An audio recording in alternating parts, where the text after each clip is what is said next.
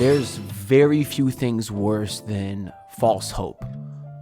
And one of them is losing to this terrible team that the Heat just lost to tonight, as they would fall 106-103 to the Milwaukee Bucks, who did not have Giannis Antetokounmpo, by the way. They were playing Damian Lillard and a bunch of bums.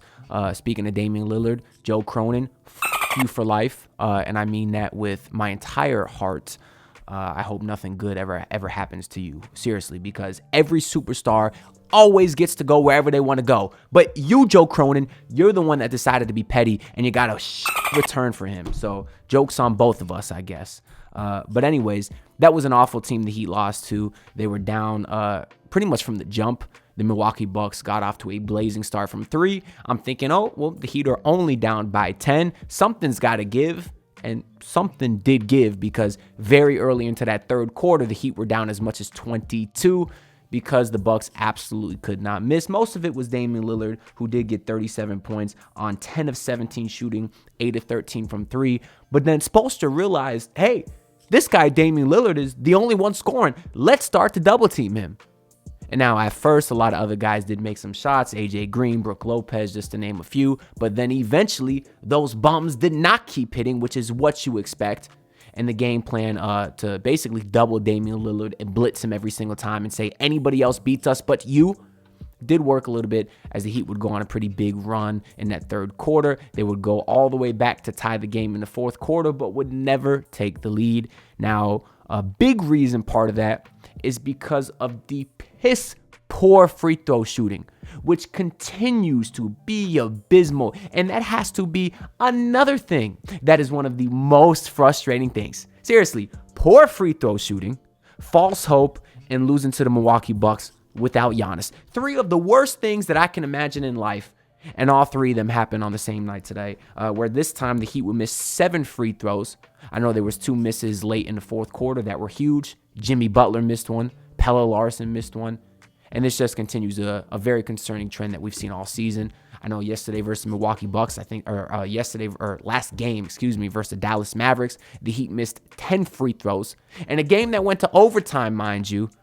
So I don't know what this team is doing in practice. It's clearly not free throws, I could tell you that, because that's embarrassing. You missed 7 free throws, including multiple late in a game that was tied, essentially, with just a minute to go.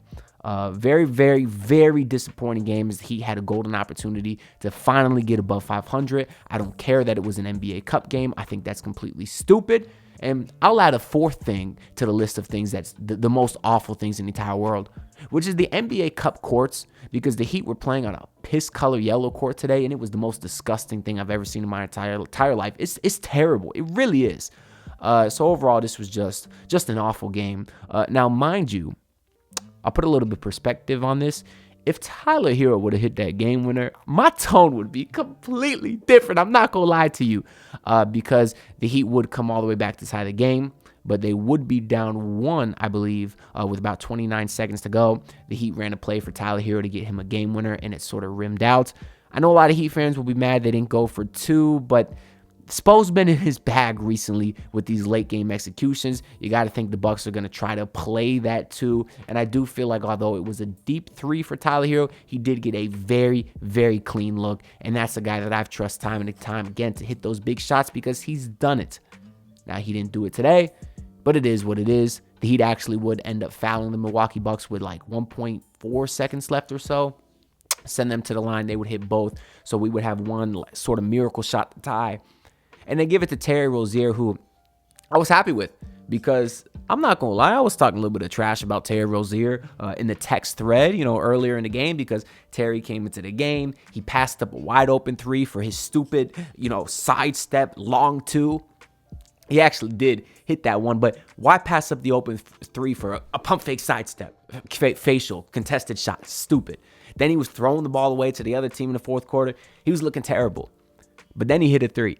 Then he got to the rim. Then he hit another 3. Then he hit another monster 3, which is what put the Heat within 1 with 29 seconds left. So I was cool going to him for the very, very last shot of the game to tie after Tyler Hero missed what would have been a potential game winner.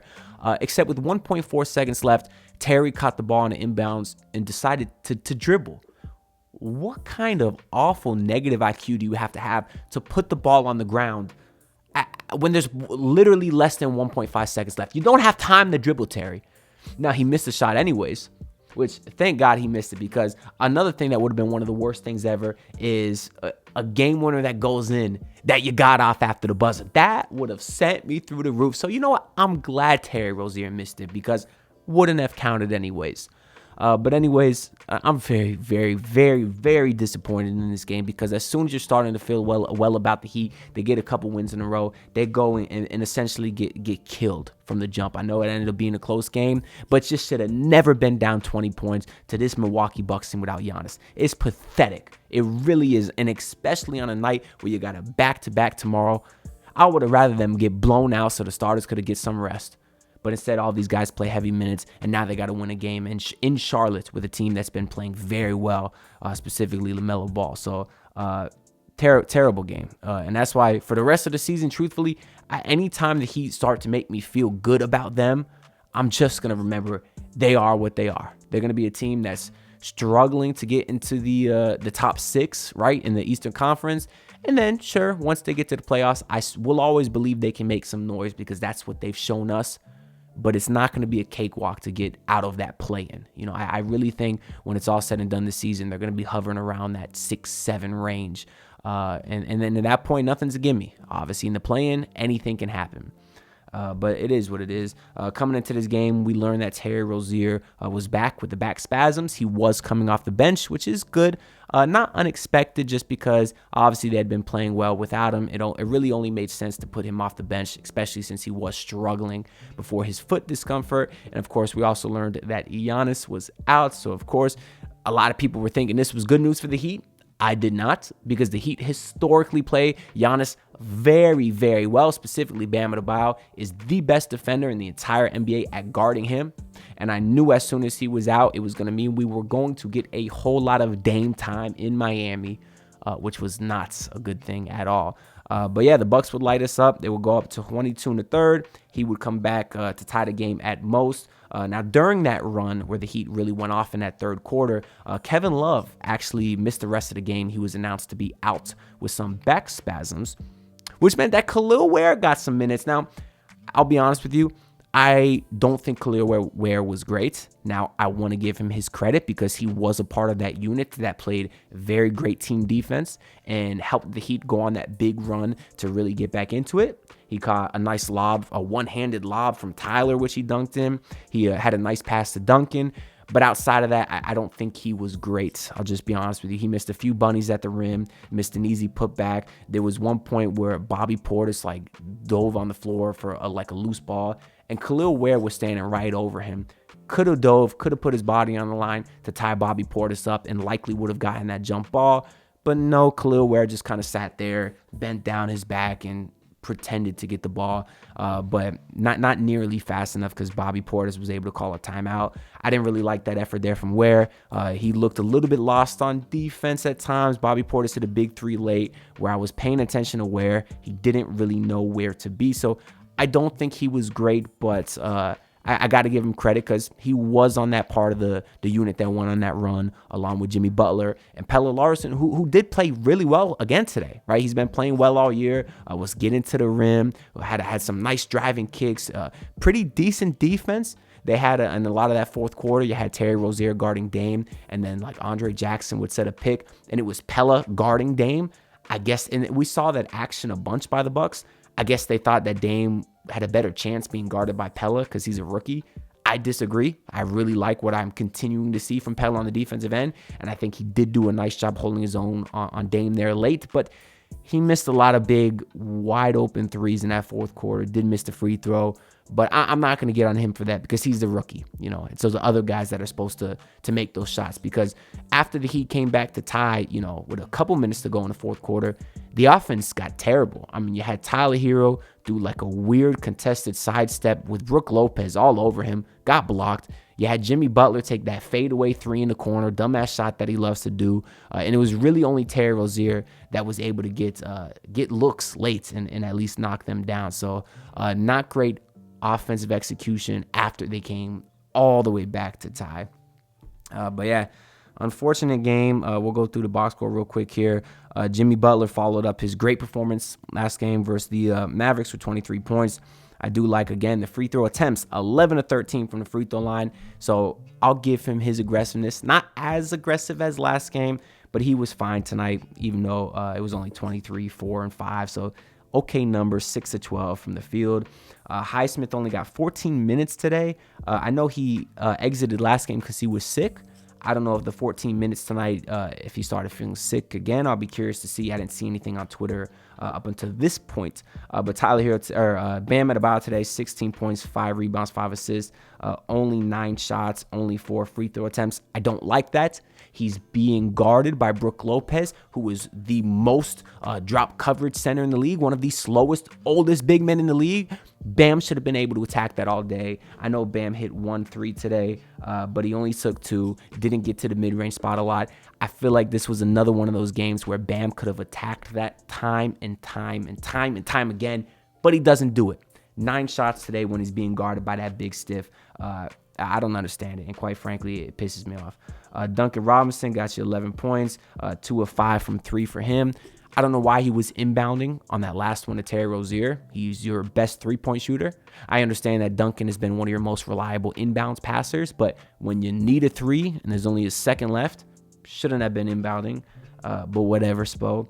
Tyler Hero today with another bad shooting performance after his awful performance in the last game. He was 5 of 14 from the field today, 18 points for him. And then off the bench, really the only person of a lot of impact here was Terry Rozier. Nice to see him get back with the 17 points on 7 of 9 shooting for him.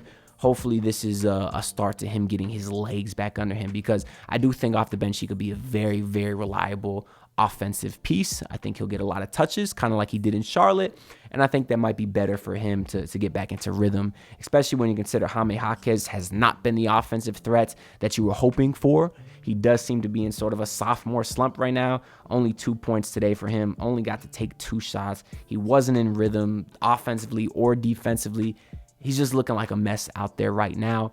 But I will have faith that he'll turn it around, because everything that he did last year and did do this year to start the year, I feel like he was a lot better than he is now.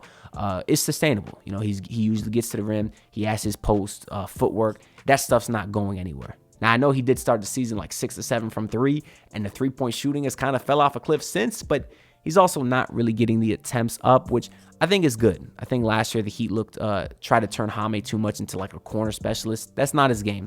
Let him get some isolation possessions in the post. Let him get some chances to attack the rim. And I think he will bounce back eventually. Just hopefully he does in time for the playoffs. So he's got some time. But yeah, outside of that, Burks only got 13 minutes today. And no Nikola Jovic. So Spo decided to go with Khalil Ware as the backup big, who did get 10 minutes there. But that's really all I got to say about this game. I mean, from the Bucks side, Damian Lillard, 37 points, 12 assists. That's your game right there.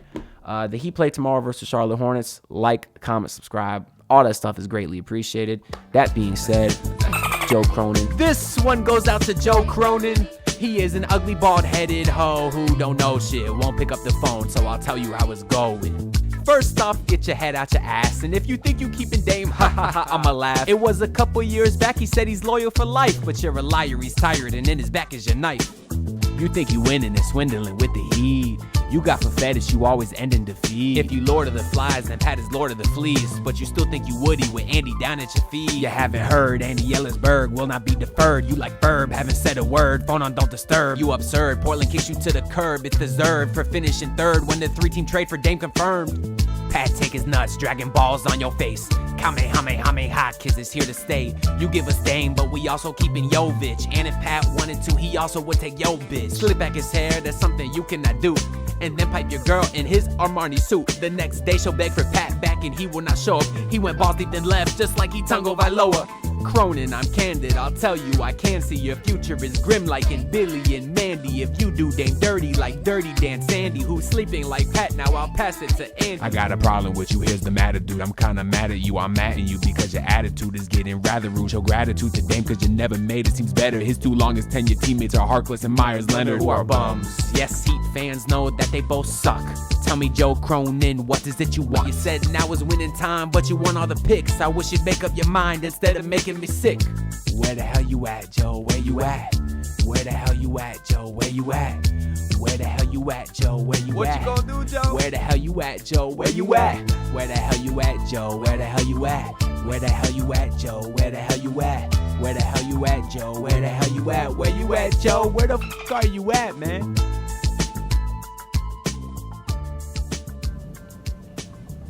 This song sucks. I mean, this guy gotta get a life, bro. I mean, what is he even doing with himself?